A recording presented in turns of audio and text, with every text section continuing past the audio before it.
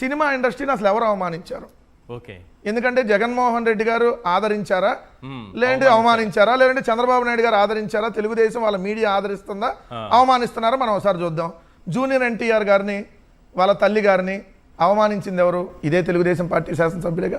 ఇదే ఇప్పుడు చిరంజీవి గారి తల్లి గారిని ఇదే మాట్లాడింది ఇదే తెలుగుదేశమే కదా. ఇదే అల్లు అర్జున్ గారిని వాళ్ళ సినిమాల మీద మాట్లాడింది ఇదే కూటమిలో ఉన్నటువంటి జనసేనే కదా. ఇదే వాళ్ళ ఛానల్ TV5 అనేటటువంటి ఛానల్, ప్రస్తుత TTD చైర్మన్గా ఉన్నటువంటి ఛానల్, సినిమా ఇండస్ట్రీలో లమ్ డాషులు లేరా అని మాట్లాడింది వాళ్ళే కదా. మరి ఇట్లా అన్ని అవమానించింది వాళ్ళు.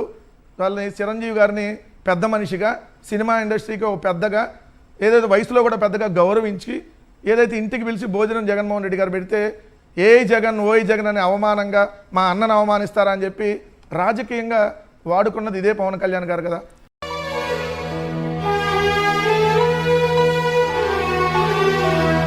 కంఫర్ట్ లేదా మనకి? మిమ్మల్ని అడుగుతున్నా, కంఫర్ట్ లేదా మనకి? 1 సెకండ్, మన కంఫర్ట్ లేదా?